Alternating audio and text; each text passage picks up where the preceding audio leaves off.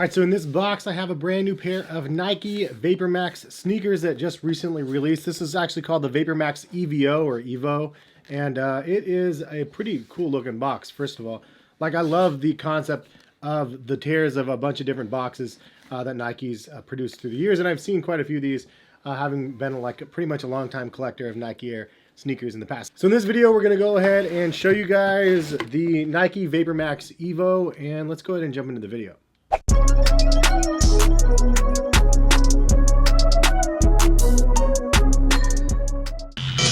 What is going on, guys? Hes here, collectivekicks.com. If you guys haven't used my site, basically I just post a bunch of sneaker deals that I find on the websites like Nike and Adidas for you guys.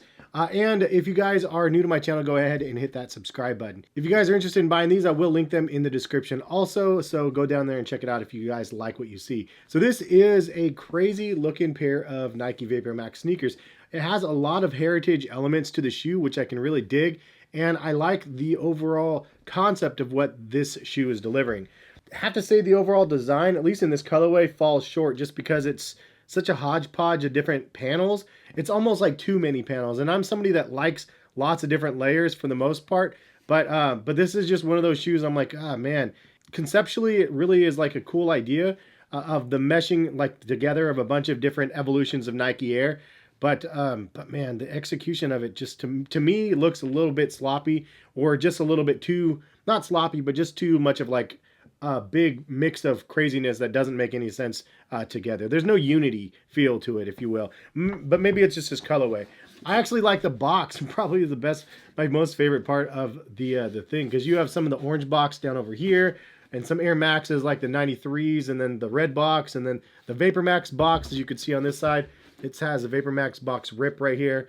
But I like the fact that it's like, looks like it's cardboard ripped together and placed together for this Nike Air Max box. Looking at this, I can definitely tell there's some design elements of other Air Max sneakers that I recognize, but there's also some on here that I don't recognize, which is interesting because I know quite a few Air Max models, but don't know all of them, but most of the flagship ones. Anyway, one thing that they did include, which is really awesome, is they actually included a booklet which has a lot of the different design elements in the shoe, which I think is super awesome just for the storytelling perspective, because it's always good to know what you're actually buying. And this gives you a little history checklist. And I think that this little addition is super, super welcome. And I hope Nike does more of this in the future. Anyways, it says the Air VaporMax Evo, and it does say in different Air Max fonts through the last a handful of generations. And as you can see, I have a couple different pairs of Air Max sneakers that are actually represented in this Evo sneakers. So kind of fun that I have most of them, but not all of them. But let's go ahead and get into the breakdown. 1990, we have the Air Max 90s, and you can see there's some representation of the leather mudguard around the shoe, similar to the Air Max 90s. That's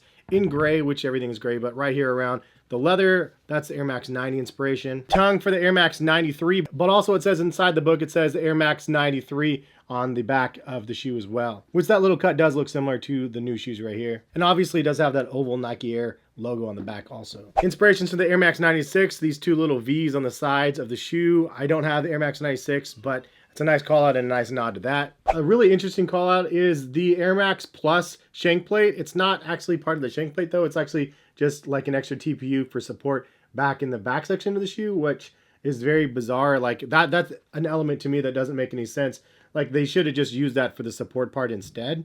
I don't know. It also uses the elements from the Tune Max 99, which is actually getting a retro, I understand, this year, which I have one of the colorways, but the one that's coming out with a metallic look to it is the one that I've wanted from back in the day. But you can see that as the lockdown for the laces, that's the same sort of look to it. Obviously the VaporMax Air unit, but this is the old one, not the newer one. This is actually just from the 2020 Air unit, which is different. And then from 2005, there was the Air Max Solas, and I don't even remember that shoe, but apparently the extra little materials on the side here, and then also the white to right here, is inspired off the Air Max Solas from 2005. Again, super random one I didn't know about. And then the swoosh and the little rectangle logo on the back here is taken off of a 2008 shoe known as the Air Max 180 Plus 3, which honestly, when I saw the back picture, I thought it was this shoe, which is why I was like, it doesn't make any sense. It doesn't look anything like this. This is just the Air Max 180. I do remember the Air Max 180s. It was a counterpart to the Air Max 360s that I have here.